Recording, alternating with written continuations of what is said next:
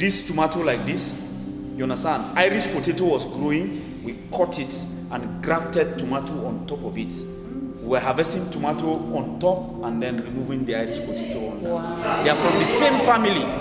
And for the last 18 years, I have made millions from those bananas. Now what you have done, you have succeeded in synchronizing the bananas. All of them will behave like they were born on the same day. So you can harvest all those bananas in one day. Cut the onions into these two halves. Put them in that ash. Get a sandy ground and bury them. Just keep them like this. This for 4 days. After 4 days, come and pick them.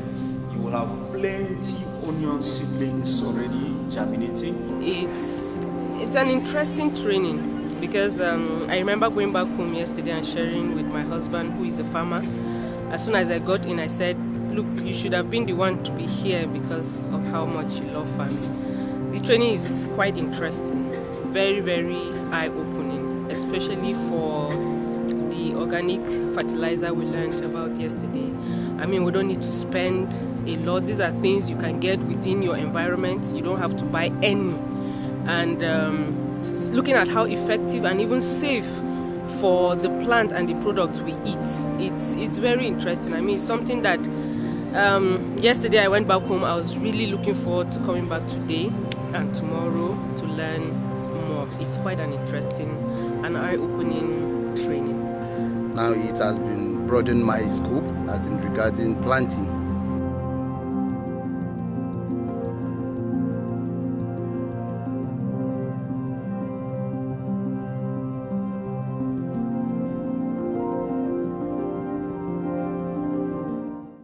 Good morning, how are we doing? How's the night? Man, one tree nearly killed a person here. The wind. You know, these eucalyptus, their roots are very shallow. You plant them near building, wahala go dey. It's a serious matter. Thank God for the rains anyway.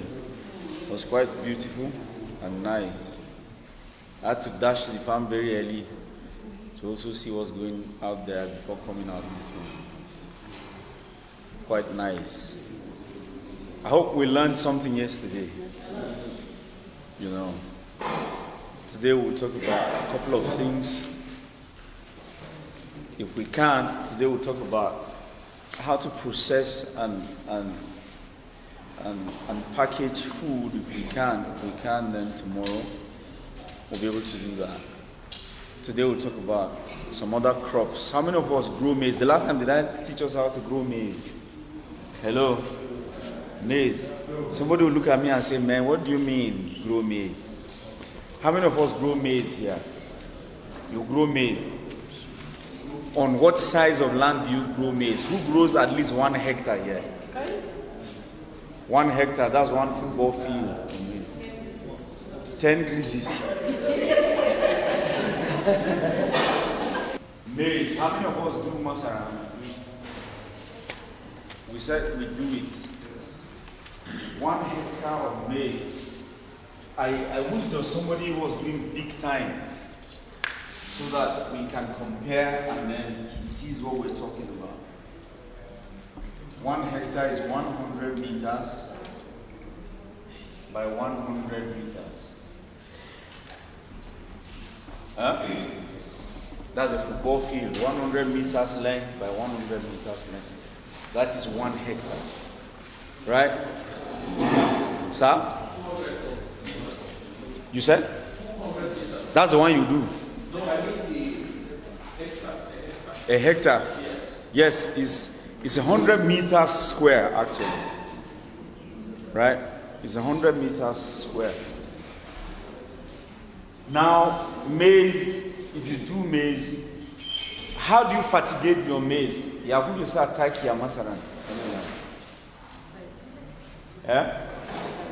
how frequent? How do you put turkey on the masala? 3 times. 3 times. When, and when? After it germinates with 2 weeks. 2 weeks after germination. Right? after germination, whatever. Then, when again? When weeding? When weeding, that's how many weeks after It may this be one? a month after. 6 weeks. Voila. Then, after when again? Maybe after. Huh? Well, my own is different. My own may be another 2 to 3 weeks after this first application.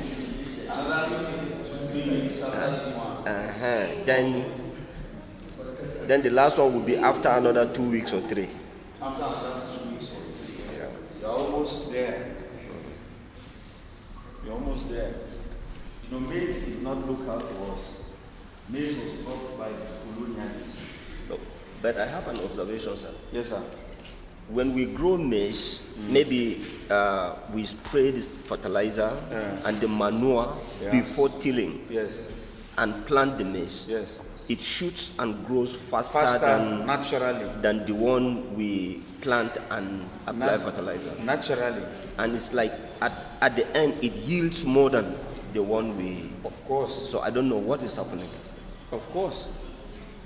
If you even want to do it inorganically, that's using chemical fertilizer, get 2 seeds of fertilizer and plant it together with the maize.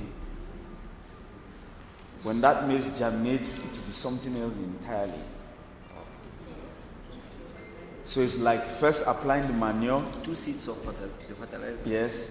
Like 2 drops. Yes, 2 tiny seeds of it, and then the 2 maize seeds that you want to plant. You plant them together. Yeah? So you'll be counting the seeds. I'm just telling you, I'm just trying to buttress what he just said. That if the maize germinates with enough fertilizer under it, it will do better. Are we understanding something? So what he just explained makes a lot of sense.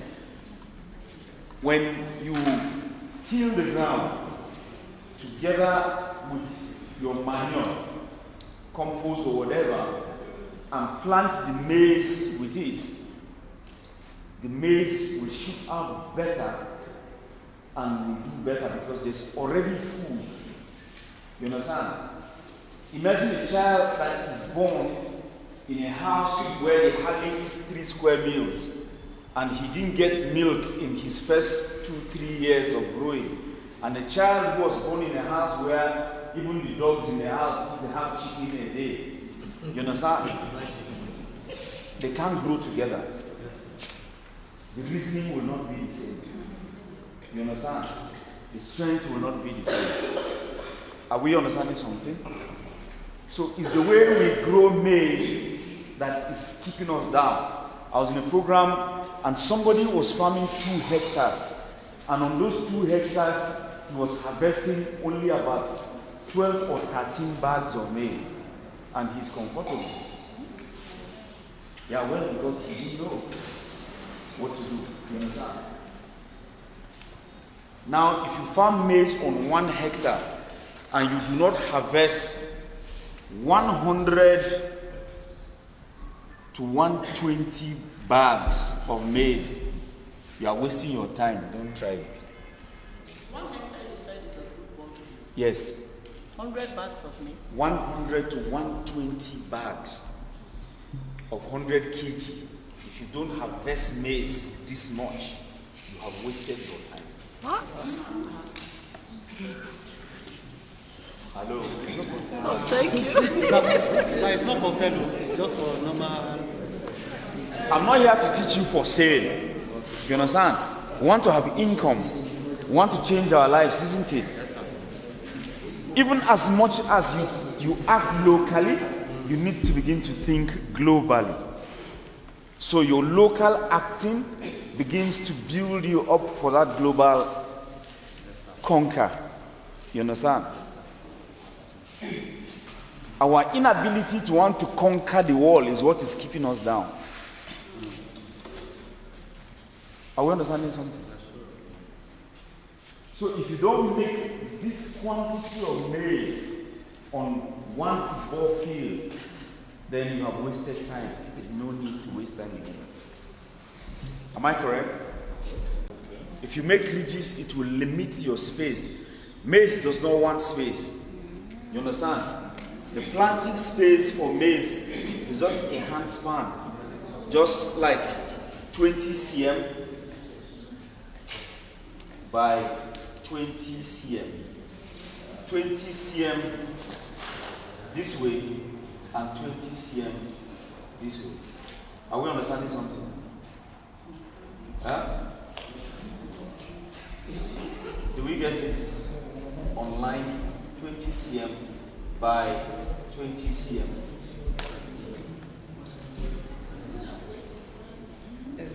You understand? Don't do a ridge to plant maize. Yes. One seed. When you plant 2 seeds, you are only creating competition. Have you had twins before? Yeah. Who has twins here? Who gave birth to twins? How old are they? They are 7. 7 years old. You need to watch them closely. If not, one will pull and leave the other behind. She's already doing that. Aha, you see?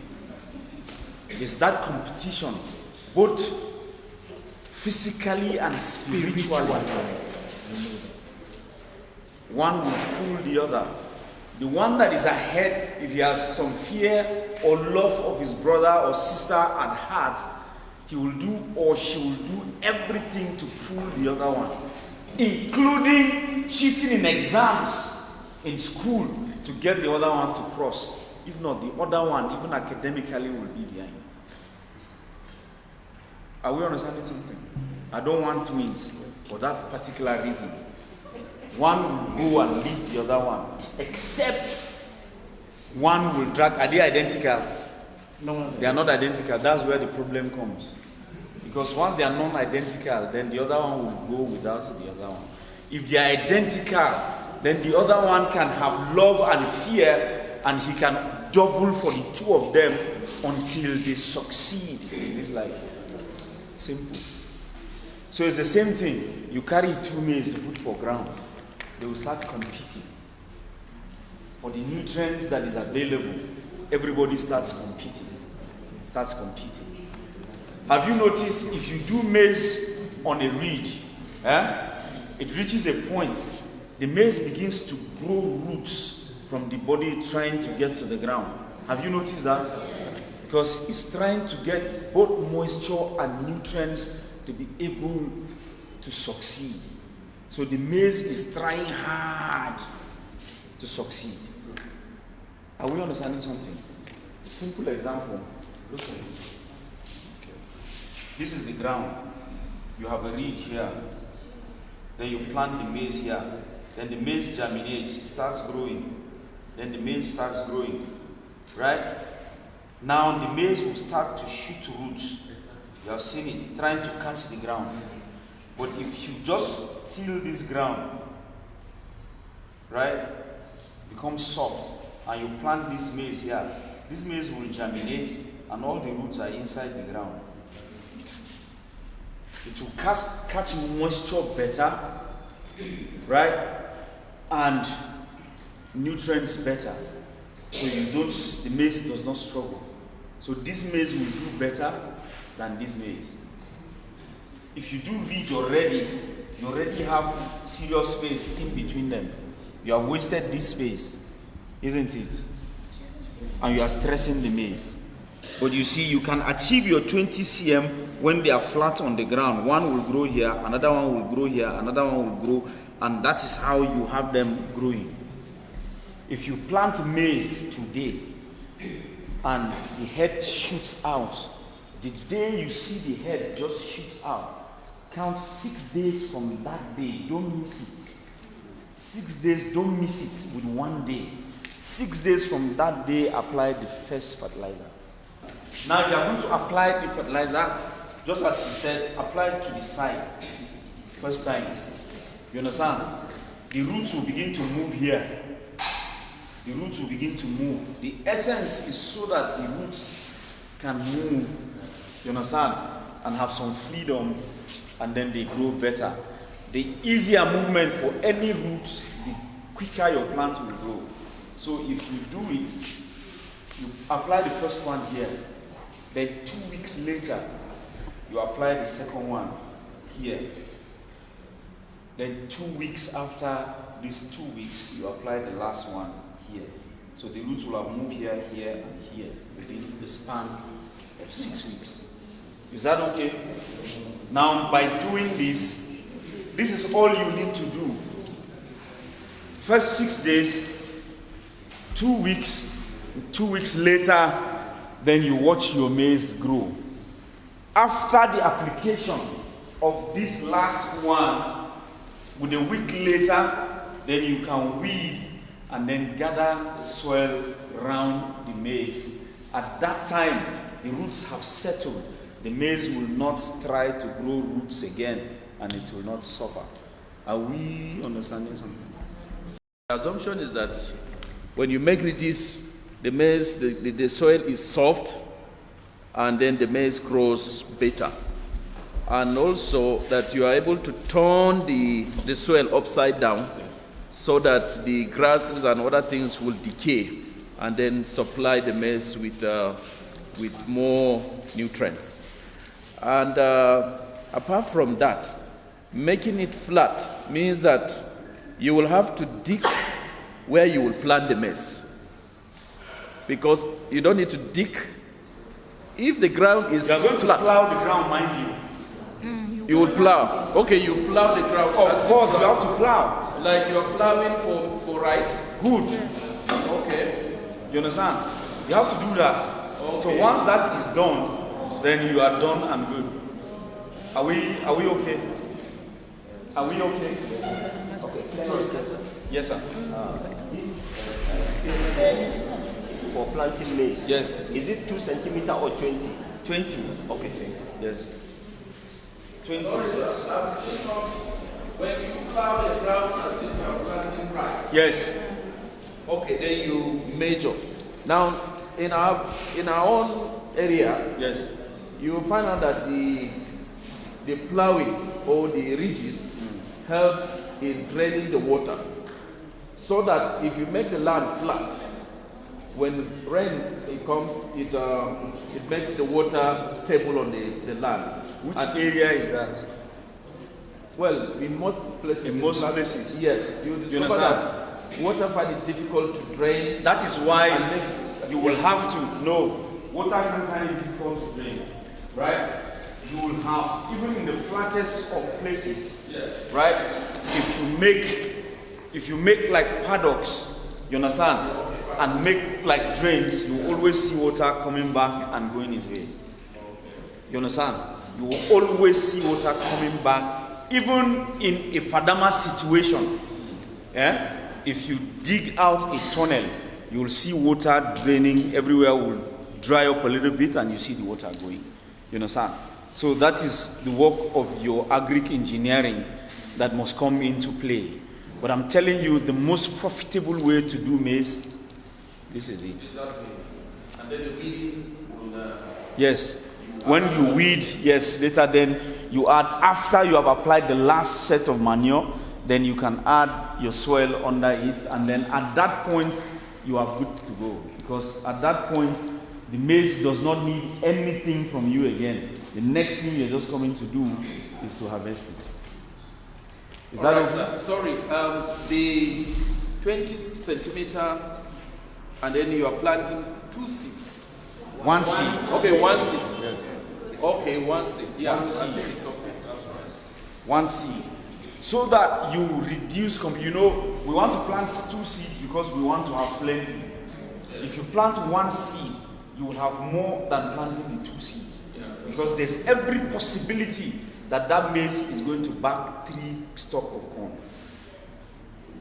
Are you understanding? There's every possibility that is going to back 2. If you plant the 2, the best you can get, maybe 2, and they will be smaller. Are we understanding? Aha. Yes, ma'am. There's a woman that has a farm close to ours. And for the past 5 years, since she started farming in that area, she farms maize. She doesn't make ridges. She would just come, dig holes, and put her maize in the midst of the grass. When it's time for weeding, she just comes and weed and gather some sand around the maize, and that is all. It's doing well. It's doing well. Yeah. Yes. Yeah, sure. Granite does not need, so it will not, the granite won't do, it does not need it. It's just like doing soya beans or the normal cowpea, the normal white beans. You understand? It does not need anything. Most people will put the maize, you understand? At the time the maize is almost close to harvest, that is when you do beans. No, I mean granules. I'm just giving you an example. That's when you do beans. And by the time you do beans, the beans does not need all that nutrients you have put there. It will still thrive on its own. Are we understanding? It's best for you to do granules. If you want to mix them, do the granules when you have the first rain. Granite does not need plenty rain. Do granules. If you have done granules by the first rain, you'll have been harvesting it now. Then you can plant your maize. Is that okay? So you can harvest the granules, then you plant your maize. We do a lot of that, right? Or you do sesame. Reedy. We know reedy. That's another thing I've told you about the Gusi City. That's another thing that you do if you don't have money to farm. That is one thing you need to do to raise the resources to farm. You understand? All your trouble is make sure that the reedy germinates and get to this point before any grass comes out of that farm. You are finished and done.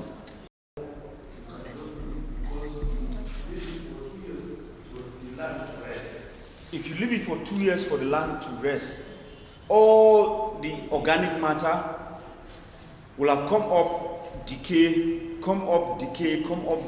and replenish that soil. You understand? So you can plant without using anything. How many of us know barley in Taraba State? Barley.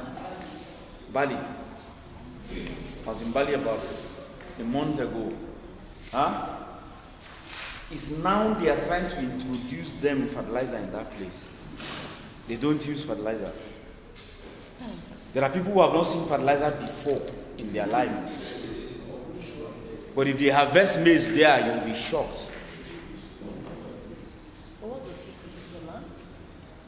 The land is fertile and they have not polluted it with anything. Are we understanding? That culture of shifting cultivation gives the land room to replenish and look good and better. A woman who gives birth after every year and the woman who gives birth after 4 years, if they stand, the difference is clear. Am I correct? You see that the one that is giving birth every year, go don't tire. Is that okay? She go tire. Then the one that is giving birth every 4 years, you see her, she's still looking young and fresh. Are we understanding something? Yes, sir. Good. I have a question. You talk about planting, if you want to join maize and granule. Yes. And you say the first rain Yes. when you Plant the granule. Like, I usually see two different types of granule. There's the one they do plant during rainy season, they now remove it. Then there's the one during dry season, like December, they dig. So they dig the ground and bring It's the time of the planting. It's the planting time. You can plant it early or you plant it late. Granule does not mind much water. Right, It's just like sesame. Sesame, you can plant it by first rain and harvest it like now. You understand? Or leave it by September, you plant it and you harvest it in November and December. You understand? So I encourage you to do a lot of sesame so you can save yourself a lot of trouble. Sesame is a money spinner. As we speak now, a bag of sesame is over 100. Is what? 120,000. Did you hear that? Do you have the market? What are you talking about? Sesame is an export commodity from this country. You said? Why not? I only do not have the market.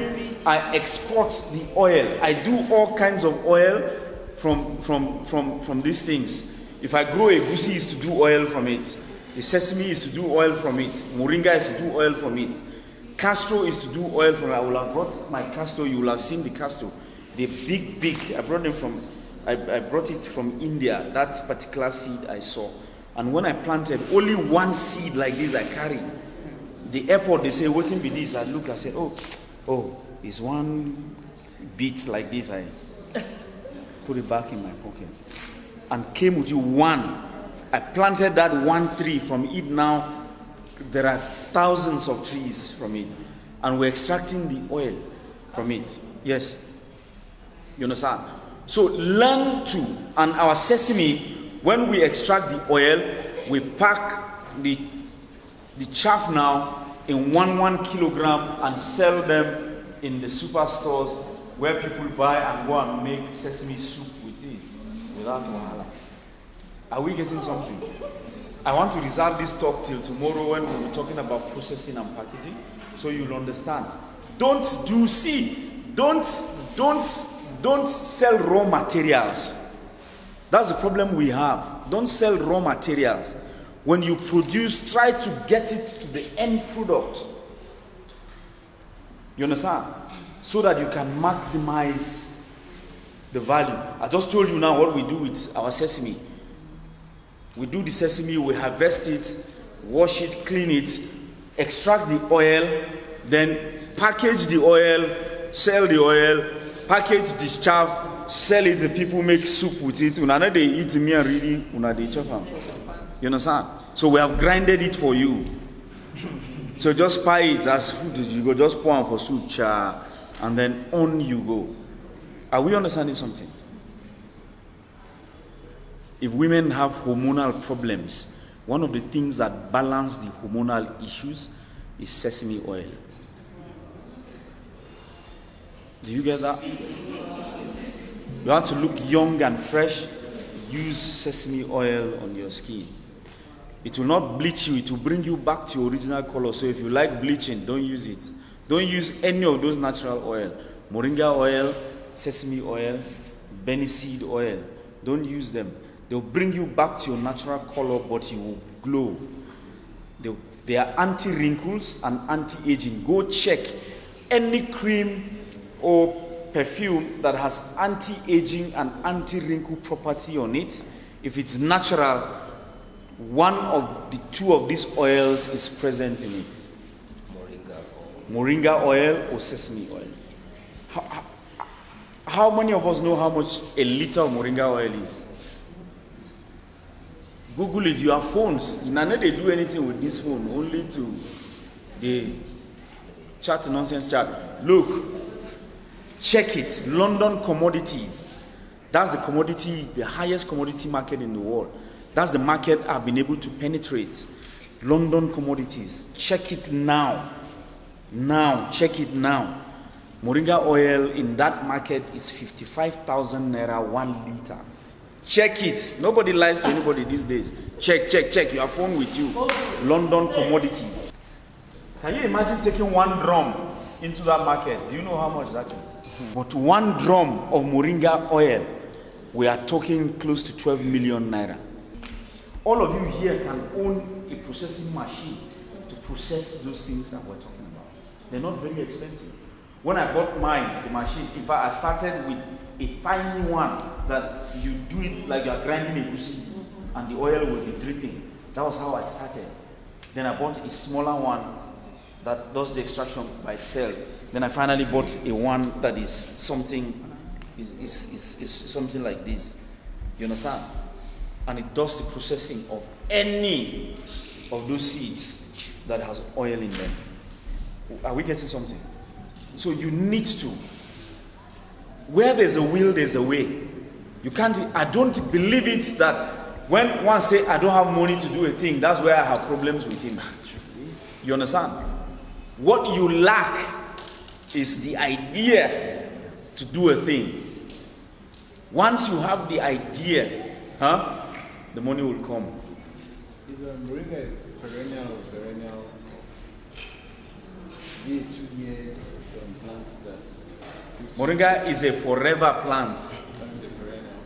Once you plant it, that's all. Once there's water around it, it keeps producing seed every now and then.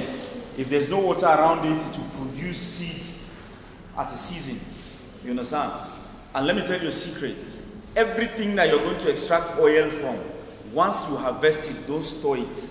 Extract the oil sharp. I process moringa once in a year, sesame once in a year, egusi once in a year. We produce all that we need at that time, because the longer the seed stays, the less oil you will get from it. Are we understanding something? At harvest, it is highly saturated with the oil and everything, so you can get the oil maximum at that time, and then you get out of it. Is that okay? Do we understand? You said? You process for I've not started doing it. for commercial purposes. I do for commercial purpose. Coconut oil, yes, it's a different machine. You want to do this aleho you see has oil in it. Yes. Rice you see has oil in it. Beans has oil in it. Everything has oil in it. Now listen to me. Oil for maize is 250,000 naira per liter as we speak now. What oil? Yes. You say masara oil. Yes. Masara oil is the most expensive oil now in the world. You said? That's why it is expensive. It takes a lot. Huh? I won't tell you. Go and check for yourself. The ones you get, I will add on top of it for you. You understand?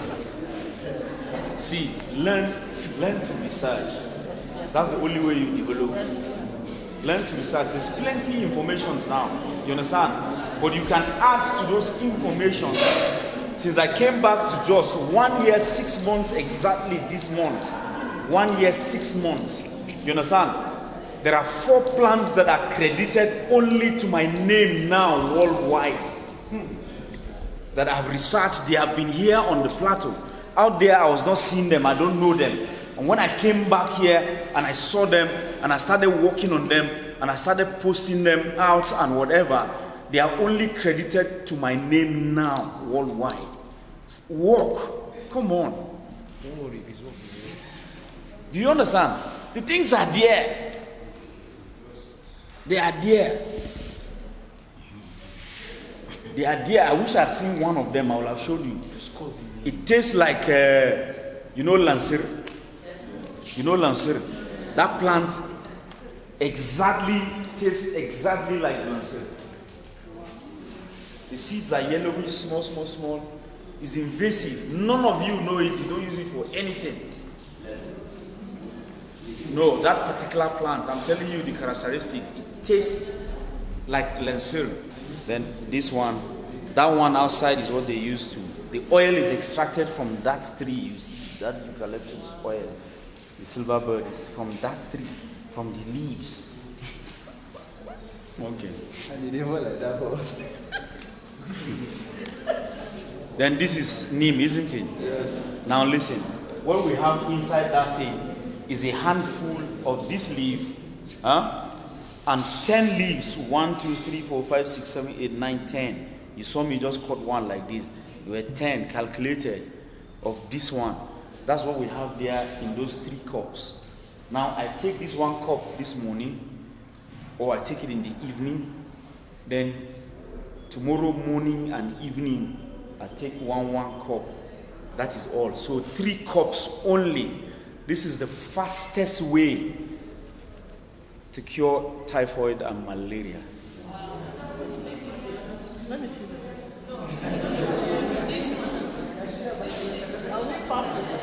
See there now, maybe from there I come from. It's inside this compound. I got everything.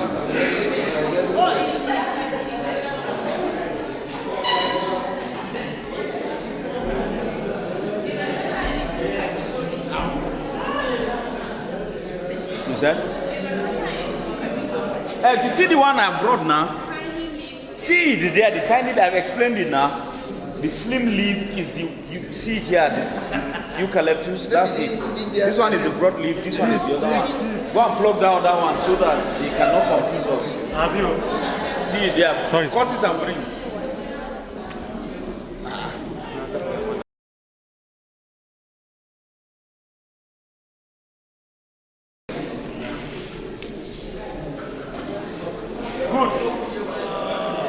Good.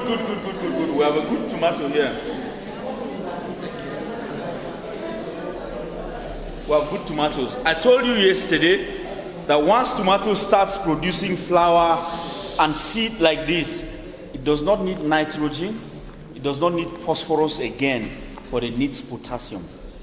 Give it to it every week or every 2 weeks. Just come and spray it over it. It will enter both the fruit and enter also the leaves and down to the roots. You understand? And the tomato will be healthy, tomato will be strong. Is that okay? We got that yesterday, isn't it? Now hear me and hear me clearly. If you do a tomato farm, what variety is this? This you don't know. There are good varieties and the seeds are expensive, isn't it? So you keep buying seeds, which are expensive. That's what makes tomato very expensive. I'm here to change narratives. We must change the cost of doing things. Things must change. Tomato must become cheap. You understand? This one tomato stand, I can maintain it for the next 2 years if I want. How, sir? Now listen. This tomato, you see,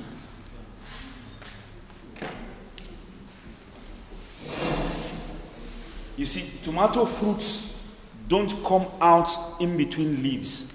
It comes out at the side of a leaf. Is that okay? Yes. Can you see it? Comes out at the side. You see this thing has shriveled. If not, you see the next flower, a hair. Can you see where this next flower is coming from? At the side of a leaf. Now this one on top is a branch going.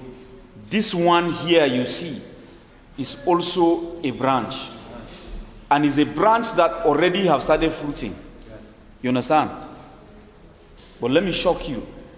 This branch, if we remove this branch in the middle like this and plant it back, this one will not even stop. It will continue flowering until it fruits as it is like this. Are we getting it? Yes. So you can maintain this tomato over time until you say you do not want it. So if you are planting 2,000 tomato seedlings, make provision for 10,000. Because every 2 weeks, you prune the tomato, right? You see this is a leaf coming out in the middle here. Can you see it? Now this is the one you harvest, right? This one here, can you see it? This is the one you harvest, and with your aloe vera gel by the side, you just dip it into it and introduce it to the ground straight, and it continues without wahala. So as the time this tomato is dying, there's a fresh set coming. By the time these ones are dying, there's a fresh set coming. Until you go around circle and come back here again, you don't need to buy seeds. You understand? We must better our life and change our story. Are we getting something? They don't teach you this in any school, in any university, anywhere. It is me out of my stubbornness that I learn all these things. Are we getting it? Who has an Irish potato farm? Anybody with Irish potato farm? Currently. You have already Irish potato farm. I need to come to your farm. I want to harvest stuff like this and plant them. Irish potato will do. I want to prove it that it will do. So that we stop buying seeds. Me and you now are friends. I'm going to come to you. I want to harvest a chunk of them so that we'll do it and then you see. Are we understanding? I've proven this one. I'm back to Jos now. I'm going to prove Irish potato. I will prove it. Clean, clear. I've done it before. This tomato like this, you understand? Irish potato was growing. We cut it and grafted tomato on top of it. We're harvesting tomato on top and then removing the Irish potato on top. Wow. They are from the same family. They are same family. We're not working. That's our problem. Are we understanding something? Sir, we are going to do that practical. This season, I need to come and harvest those Irish potato and prove it. Once I prove it one season, we are good and done. Finish. Are we getting it? Yes. This is it with tomato. I've given it. You can't learn it anywhere. Go and check it anywhere in this world. You can't learn it anywhere. But you have it today, free and straight. Go and do it. Once you have tomato, a variety, a good one that you want to preserve, don't play with it. This is how to keep propagating it until you are tired with it. Is that okay? Are we learning something? Sure. Good. So this is how you propagate tomato. Is that right? Then I told us the Ebola of tomato. Let me switch the sound on. May I ask? Yes, sir. Does it mean tomato has the capacity to produce roots all throughout the stem? Of course. Okay. If you bend a tomato like the vine tomato we used to do, what I normally do in the greenhouse, instead of those vine tomatoes, instead of going up and keep running them, you understand? What I do is I keep running it on the ground. Are you understanding what I'm saying? You don't.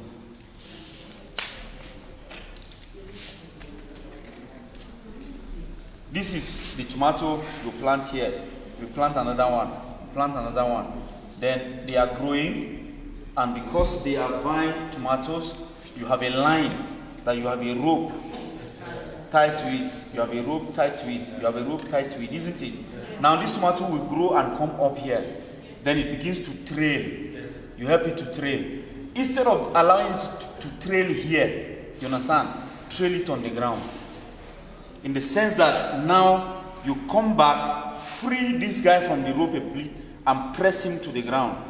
Press the stem to the ground. You understand?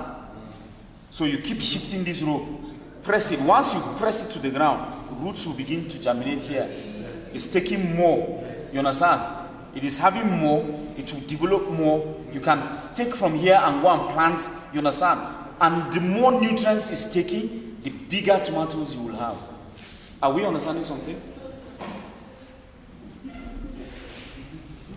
I'm going to prove this Irish potato. I will prove it flat down. Nothing will happen.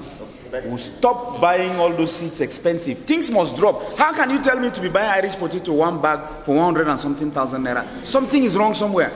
Why should I be buying a basket of tomato for up to 30, 20,000 naira? Something is wrong somewhere. So we need to look for ways to bring them down. And these are the ways that will bring them down. But sir, for tomato, we are certain that it can it has the capacity to produce roots all over the stem. What of Irish potato? Can it do some? I said now, shame me and you they here now. This question you don't need to ask again because we're going to prove it. Practical. Simple. There's no talk in this matter. You understand? Simple. We're going to prove it. This is a tomato growing. It's a vine tomato growing. You understand? Now, instead of coming up to trail it on a rope up this way, you understand? Now, press the tomato to lie like this and shift this rope to hold it here. This tomato lying here now will begin to grow roots. You understand? And another tomato head will begin to come up. You can remove these ones and go and plant. You understand? And then the more roots it has, the more bigger fruits you have on this tomato. You understand? So you keep, instead of trailing on the rope, you keep pressing this tomato stem to be lying on the ground. Are we understanding something? Yes, sir. We get it now? Yes, sir. Are you clear? Yes. Good. So that is what I was trying to explain. Simple. And so the tomato will last longer, you understand? And then you harvest more, and then they become bigger. Is that okay? They become bigger. Yes.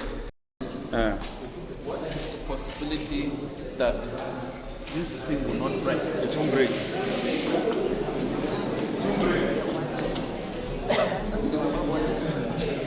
It will not break. Now listen. The one of the advantages of not allowing the tomato to branch is that when the tomato does not branch, you understand, nutrients are concentrated on one straight stem. The fruits become bigger. Are we understanding? They become bigger and healthier. So instead of having tiny, plenty tomatoes, you have big tomatoes which are of higher quality and value. Is that okay? Right? So that is one of the advantages of having tomato to run on one vine. So don't allow it to branch. So once you remove those branches, you go and plant them. Is that okay? Remove them, then you plant them. Remove them, then you plant them. I've told you, if you like you now, this tomato, it will not depart from you except you want it to get lost. Is that okay? So you see, that seed company will not be bringing seed into this country anymore. Is that okay? And so we can keep our lives and keep ourselves without trouble. Are we heading somewhere? Are we really making sense? Now, I told you the tomato Ebola, one of the ways to check it is when you get, if you remove a tomato that is dying, you're not sure of what it is.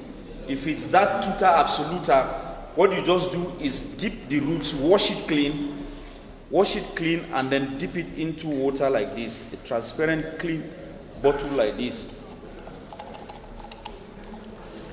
You will have washed it. This one is not washed. You will have washed it clean. So when the roots are inside, it will be transparent and you'll be seeing it.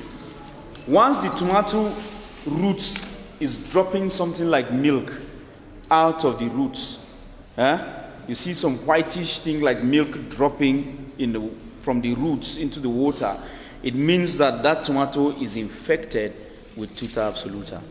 So tuta absoluta, what you call the tomato blight, the Ebola of tomato and stuff. You know, they have no cure for it. Once it starts, they tell you that matter don't finish. But I gave you a cure here yesterday, didn't I? I told you the time by which to apply it, did I? I told you the time. What time was it? To apply. Now listen, let me repeat it again. Once you have the tomato blight, neem oil, 50 mils into 16 liter of knapsack with some mild hand wash soap. Shake it very well. Now you apply it every day for 1 week, but the time to apply it is between 12 midnight and 5 a.m. in the morning. I thought somebody would be clapping for me, not lamenting. Sorry. You understand? Because it took dedication to be able to know that timing. That is when that virus or bacteria or whatever is most active. And so you want that time so that when it is active, you can deal with him and then you have him down once and for all. Is that okay? Neem oil, 50 mils into 16 liter knapsack, shaken with 50 mils of mild soap like Morning Fresh.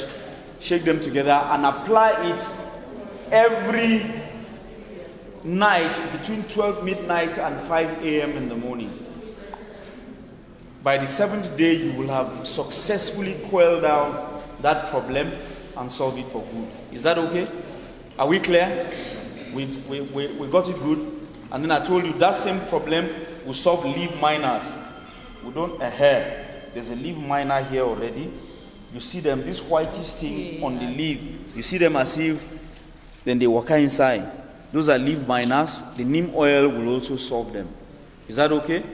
and then the mildew, those whitish things that come to leaf. I've told you what can solve all those problems yesterday, right? So this is one of the good ways to grow tomato and do them very well without headache. Anybody has question on tomato?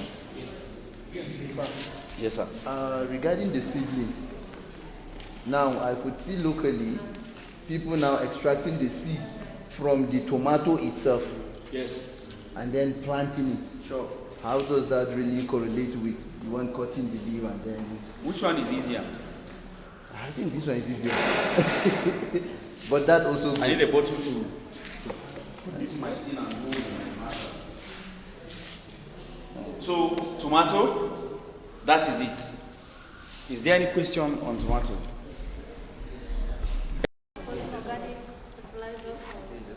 No, organic is me better. Organic is me better. A tomato that you grow organically will have longer shelf life than the one you do inorganic. Right? It will have longer shelf life. It will stay longer on the shelf than the one that you use the chemical fertilizer to do. Is that okay? Are we good? Sir, Yes, ma'am. in a situation whereby I press the tomato, Yes. okay, keep on pressing it, Mm-hmm. and then there are tomatoes here. Yeah. Can't water affect it and then it will get rotten? No, if it's well suspended, that's all. And by the time you start pressing, the tomatoes will have gone up already. They wouldn't be down there anymore. Right? Tomato done? Yes. What makes the difference between the tomato we take during rainy season and dry season? At times they said the rain destroys the tomatoes. Once rain touches the There tomatoes. are tomatoes that Those bad. stand rain. Okay. You understand? They are planting them now. You understand? That withstands rain. There are tomatoes that do that. Look for that variety and plant them for the rainy season. With this type that goes up the rope, Yes. I've noticed that they use this leather to protect The greenhouse, yes. They can greenhouse. do outside. Okay. The greenhouse, anything you do in a greenhouse, even maize, will do better. Anything, even pawpaw, mango, anything you grow in the greenhouse will grow better. So growing it in the greenhouse is to make it better. It will grow better, you have more yield and stuff. But even that same tomato, you can grow it outside. You understand? Is that okay? Okay, sir, this is what I think I have experienced. What causes problem for tomato in the rainy season is the cold. Yeah. So when we apply chicken drops or sometimes local manure, it helps. When the place is warmer, then it keeps the tomato going. Yes. But when it is too cold for it, it begins to change color and. So mulching will do you a lot of good. I've not grown tomatoes on the plateau before. Okay. So, but I would like to try it. Plateau is It's cold place, in the yes. rainy season, So mulching can also help. So you get a lot of grass and use them. In fact, what you can even do is get a polythene bag. You may not need any special polythene bag. You understand? Get a polythene bag. You have your ridge. You understand? You have a ridge like this, Abby, and you plant the tomato. That's in this rainy season. From what he's explaining, and you have tomato growing. You understand? What you can do now, find a polythene bag and cover this ridge with it. You understand? And puncture only the hole where this tomato will grow. You understand? So you can apply your fertilizer through this hole and it is covered. It becomes warmer and there will be no grass growing. So you can solve that problem. Is that okay? Greenhouse. Yes, sir. We learned that photosynthesis is very, very important for plants. Yes. And when you do greenhouse, Yes. you still see the crops looking very greenish. Yes. I'm not connecting very well with the light they need. Yes. Is a photovoltaic light, not this direct sunlight. Okay. You understand? That's right. Yes, so a photovoltaic light can also allow the plant to do very well. And the greenhouse gases that the plants are emitting are trapped back in that and is used by the plants. And the warmer a place is, the better the plants will do. And then the moisture content in that thing is very high, so the plants will thrive. There are so many advantages to it. You are keeping insects out, you are keeping bugs out, you are keeping a lot of things out. You understand? And then the sunlight, even you, if they reach a time where you dey under sun, you no go tire. You go tire. Are you understanding? But like temperature, like sun is like this now. You're very active. You hardly get tired, and you're feeling good, and you eat better. When the weather is hot, you don't eat food much, but when the weather is cold and okay, you will be craving food. Is that it applies the same to plants? But I noticed that they do this green plants mostly around the drying season, and then what if it rains and then the rain is not able to get into the farm? And you the greenhouse? Yes. No, greenhouses, everything is controlled. Plus, like where we have it now, there are irrigation tubes that you run them. Let's assume this is a ridge. You understand? This is the ground and you have a ridge on it like this, isn't it? And you plant on it. There is an irrigation tube depending. I have some inside that car. I'll have shown you what they look like. It's a tube that runs, you run it up on it, you understand? And where the plant is, you put what we call an emitter that releases water only under the plant. Only under the plant. So once you reticulate it, once you on the tap or something, water keeps depending. There's high pressure, there's low pressure emitters. And there is one that releases 2 liters of water per hour under the plant. There's one that releases 4 liters, 6 liters, 8 liters, 10, 12, 15, 20, 25, 30 to 50 liters depending on what you are planting. So once you on the water, you just go and sleep. After 1 hour, you know how quantity of water that has come under this plant. Simple. I have some of them, those emitters inside this car. I will have shown you. Maybe tomorrow I can pinpoint you. You care to come later when we're done, you will see them. They have different varieties. There's a tube, there's an in tube and out tube. The in tube, inside the tube, the emitters are inside.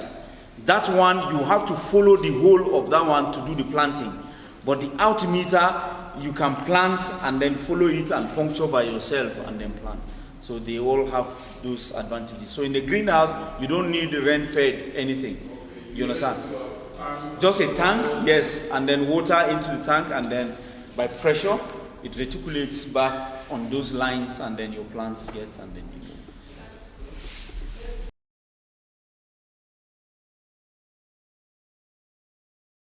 Yes. We eat bananas. How many of us know how to grow bananas? You grow banana. How do you grow bananas? The one that the shoots. Yes. Yes, sir.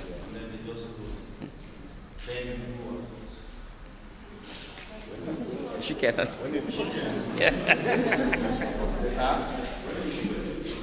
Yes. Okay. Come up again. Yeah. Good. Any other person? Yes. Yes, sir. Also, when you plant the banana, first on planting it, you have to dig the ground. Yes. A little bit inside. Like what depth? Like let me say 3 feet. 3 feet. If you can reach 3 or 2, and then you put manure inside. Yes. Then you put your banana and cover it. When it come out, fruit out, then you always go and demonstrate how you plant it. It's making sense. When it is and how you cover it. Can you draw it?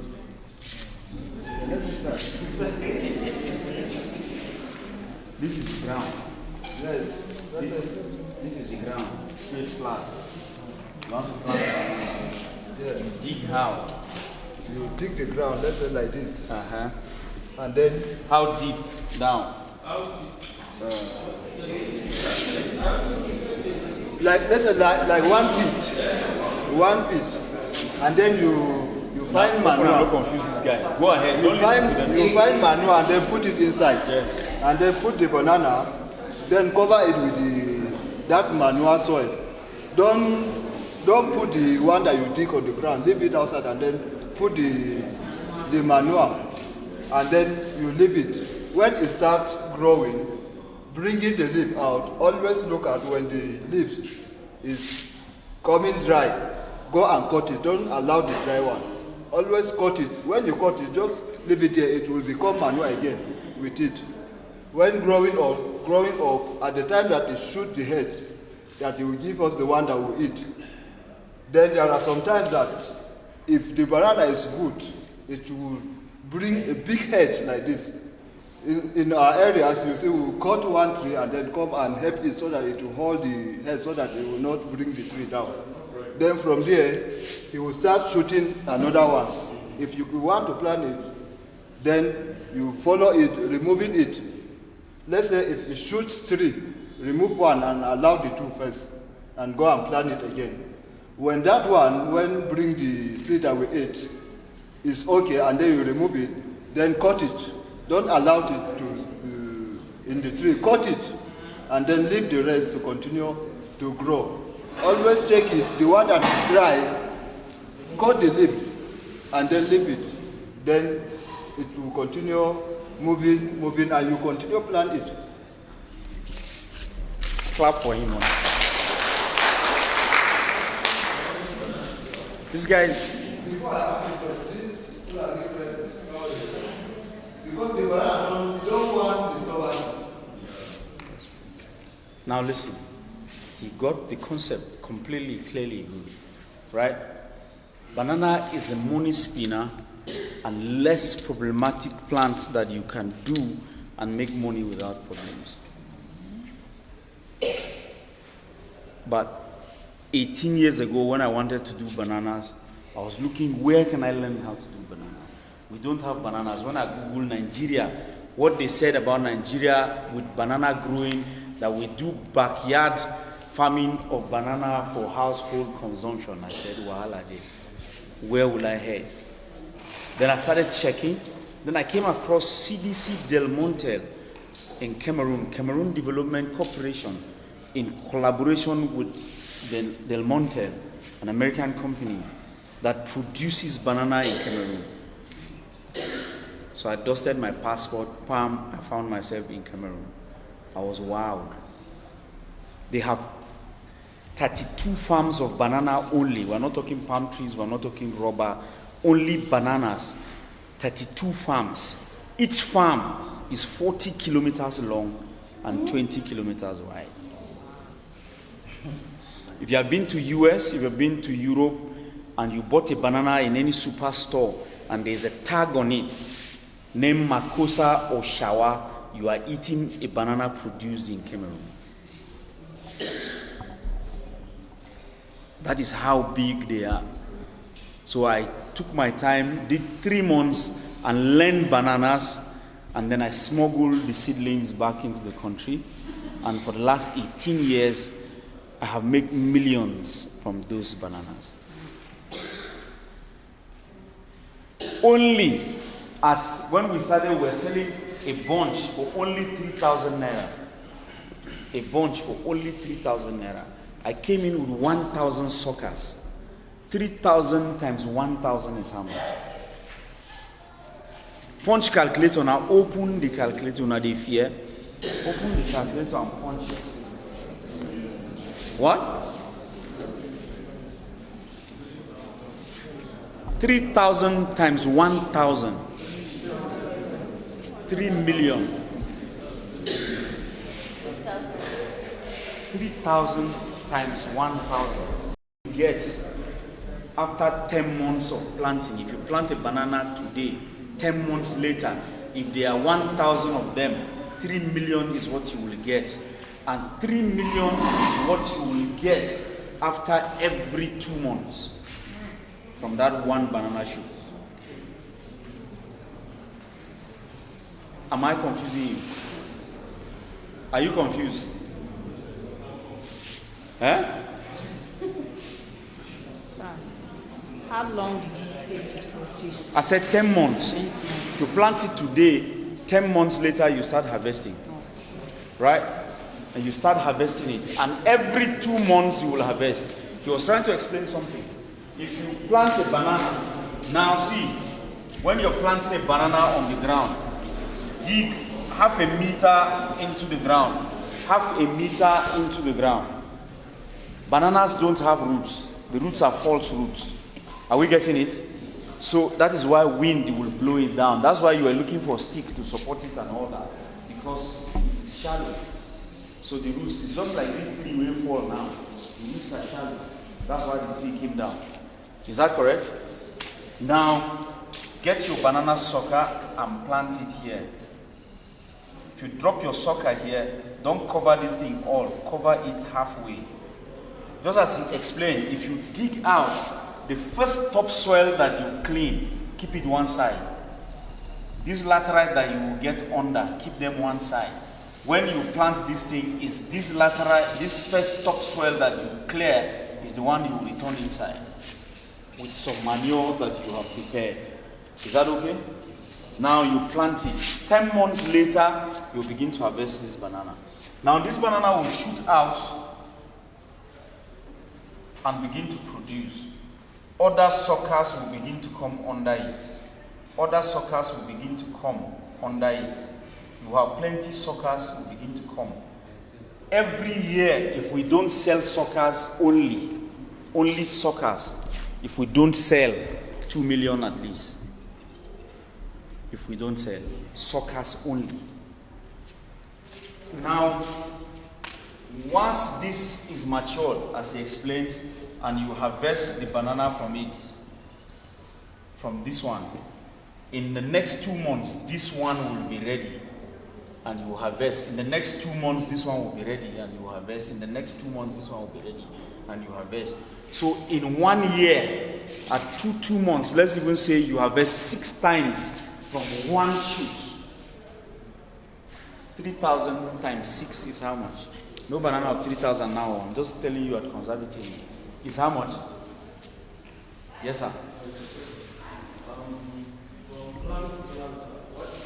We're getting there.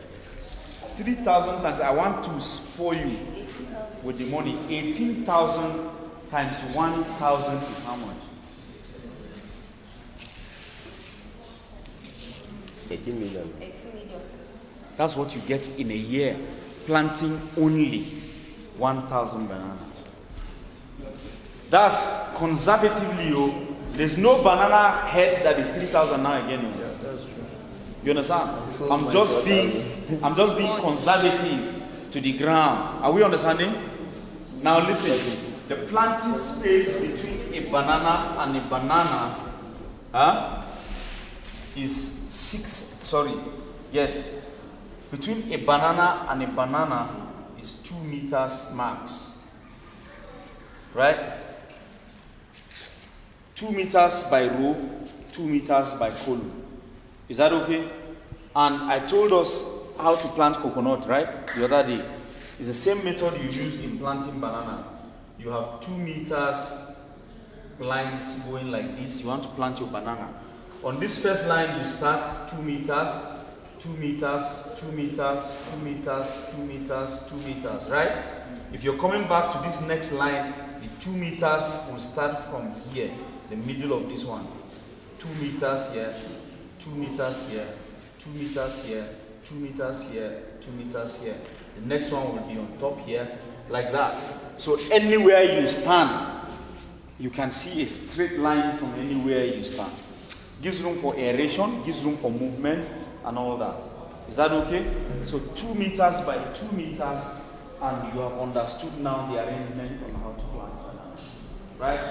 Once the banana starts shooting head, once it shoots, the bigger the stem of your banana, the bigger the head. You can actually monitor the pregnancy. A banana gets pregnant from, you'll be seeing it from under.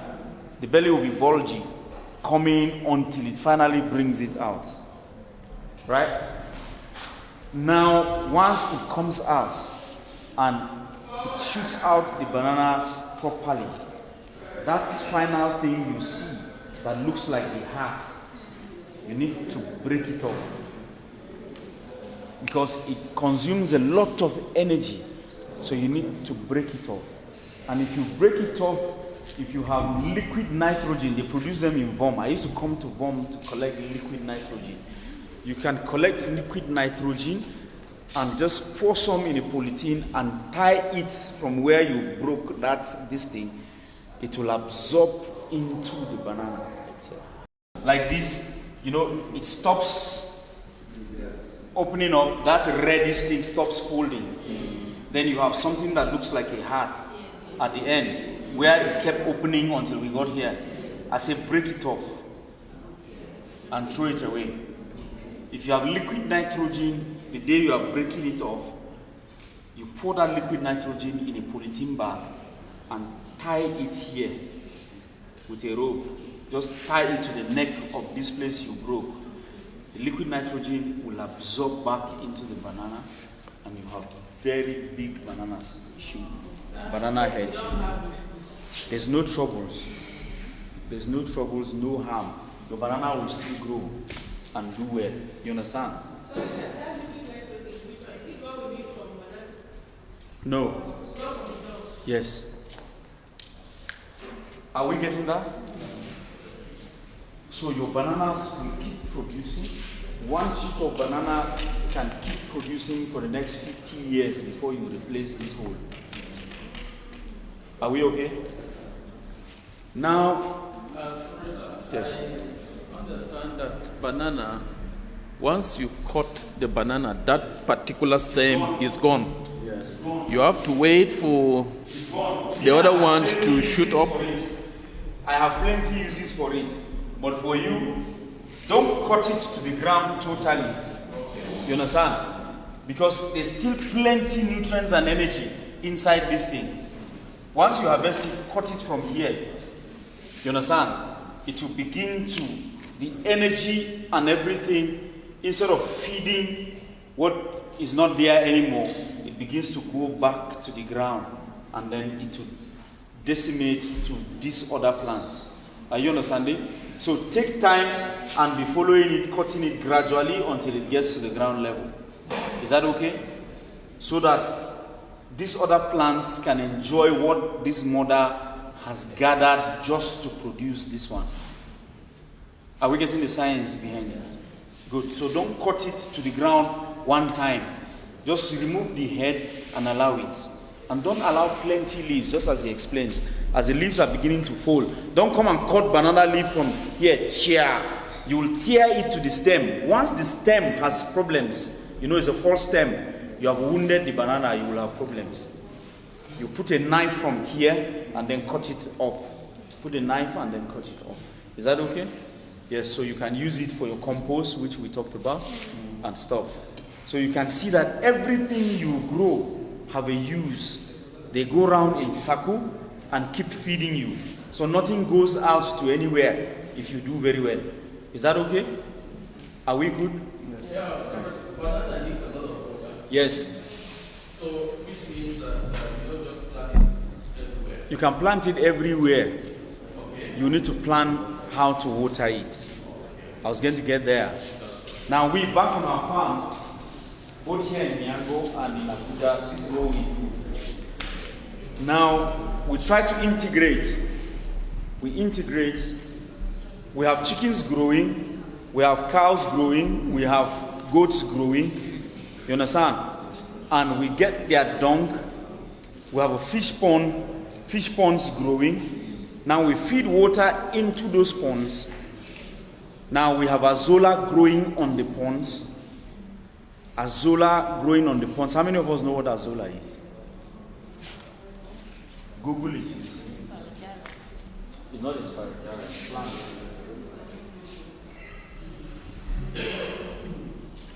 Azolla is like a plankton that grows on water. It's like a lily. It grows on water, but they are tiny, like dawa grains. They are tiny like dawa grains.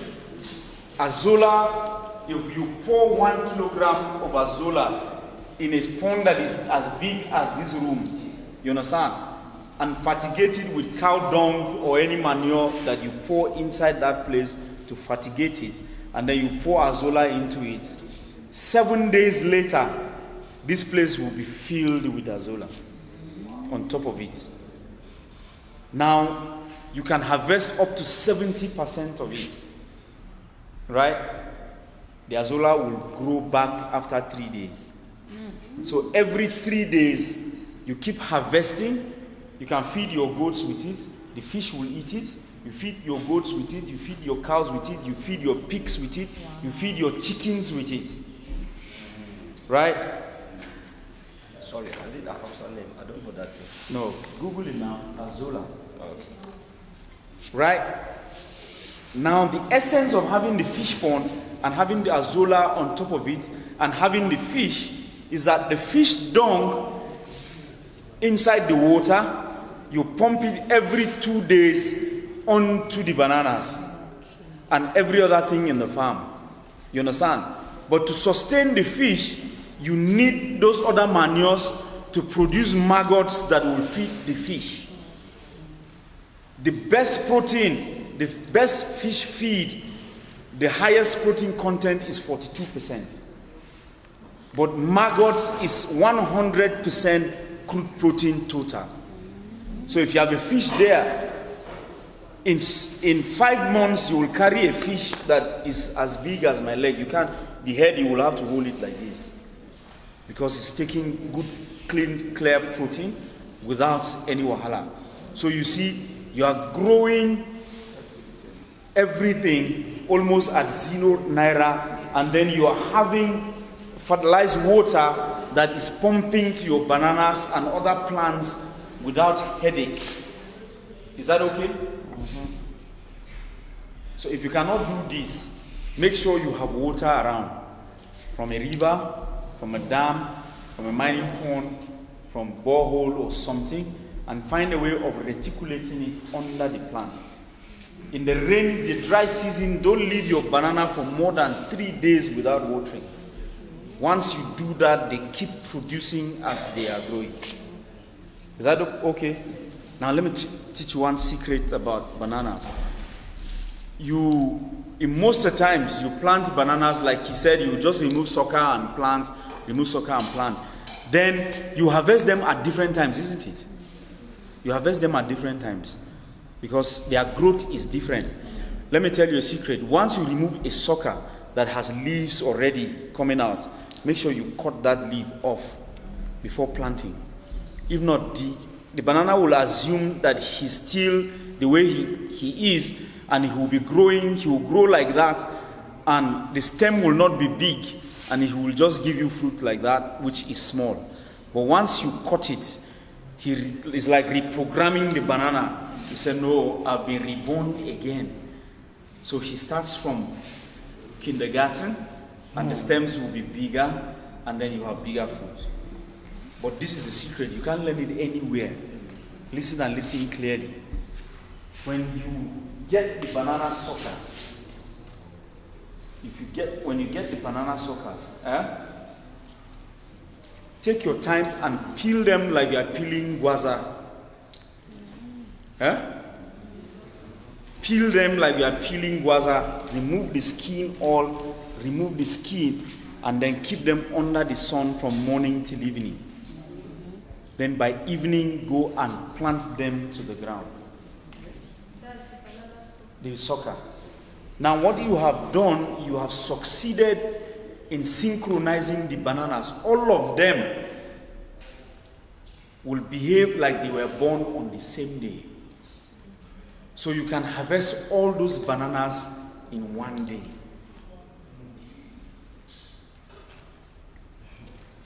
We don't understand, we don't tire. We'll close this class. We don't understand. You understand what I said? So that is one act of synchronizing bananas. So that you can't come and say, oh, this one never ready in the next 2 weeks, this one in the next month, this one. So you are having a large farm, then you'll be harvesting small, 10 today, 10 tomorrow, you don't go understand the banana man. You understand? But if you do this thing I told you, you can come one day and harvest all of them at one time. Because the bananas are now synchronized. So everything they do like Siamese twins, not just identical twins. Are we understanding something?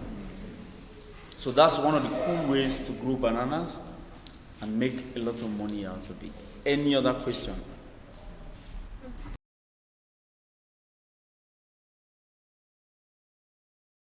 Very expensive. They're very expensive. Now get an onion ball. The ball. Get onion and cut it into two. The head and the bottom, isn't it? In the middle, cut them round. Now go make ash. Make sure you have this ash first. Make ash from dawa or doro stem. The stalk from sorghum or millet. Dawa or doro. The stem. What about maize? Burn it. I didn't call maize. Burn it and get the ash, toka from the area of these two. Collect that toka in a tray or something. And when you cut that onions into those two halves, invert them on that ash, touch the ash with it, you understand? And then prepare a sandy bed and then invert the onions there and allow it. Yes. After 4 days, come and open it. You will have onion seedlings that you can now remove and then plant them to the ground and continue. I thought somebody was going to clap for me. The class don't finish. I don't know. There's no need. This class don't dull.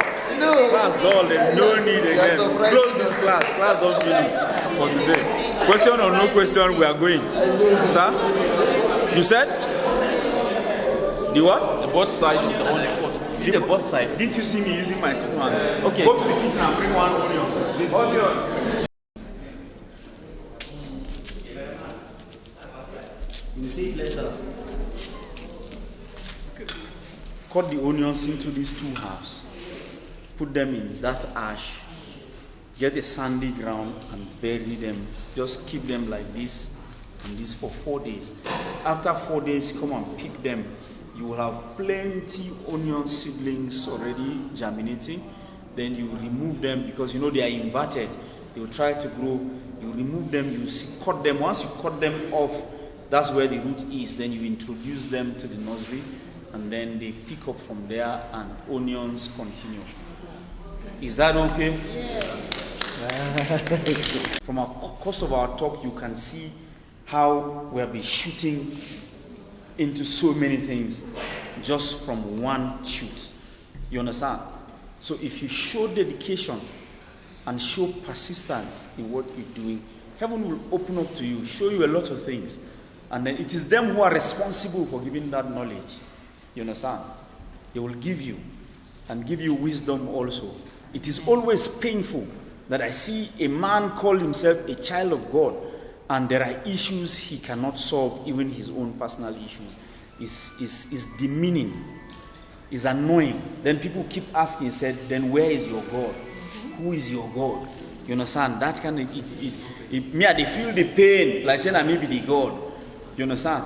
Because it means that truly, you are not inside the court where God is actually dwelling. Because then you will have understood a lot of things and be able to sort out a lot of things without problems. So I think at this juncture, we'll call it a day. Faith and farm, Christians as children of God are not supposed to be hungry. You can't believe in a God who provides everything, who owns everything, and then be hungry. It's a travesty. You understand? It's demeaning. So it is important that Christians understand how to go about these things as little as it can start. so that we're able to get out of these problems we find ourselves in, and the hunger that is holding us even on the land right now. It's quite disheartening the way food is going, which is a basic necessity of life. At the end of this training, I envisage them becoming millionaires. I don't think anything short of that is permitted. You understand? Because that is the vision and the dream God has for each one of us, to be able to live well, you understand, and not be hungry. So the staff of NBTT, after this, they have the key in their hands to make wealth. So I expect that after this, we shouldn't have any issues at all of hunger or anything. So to me, this workshop or this seminar, Faith and Farm, is timely. It is God's blessings for us in NBTT. By the time we put these things properly, use them, follow the processes, I am telling you, we should be able to live dependently. We should be self-dependent. We should be able to also assist others. I am so grateful. I mean, after lunch yesterday, we went back and we're thanking the ED. We were really happy and excited. I mean, we wouldn't have known about this. We would have just continued buying our fertilizer from the market, which is harmful to us. So we really appreciate NBTT for having us at heart to bring this to us at home and free. I mean, we're so excited. Thank you. I learned a lot about beetroot, the stages in which you plant it, what are the benefits we can get from it, and how we are able to trade it. We want to thank the leadership of this organization for giving us this time, about 3 days, for an organization to dedicate 3 days consecutively for staff to be trained. I know it knows what it means to have its staff, empowered. The leadership of the executive director, Mrs. Patience Toma, her watchword has always been the staff first, their welfare, what they are going to gain, what they stand to gain, what they stand to enjoy in terms of after NBTT, what next. So her watchword is to see that everybody is empowered. So from time to time, she's always organizing empowerment programs, lectures that staffs can benefit from. And I've really learned from that. Through how we're able to learn how we can do farming, we've learned so many things, and I know she's still going to bring more ideas, more opportunities for us to learn. And I'm indeed very grateful to be under her leadership.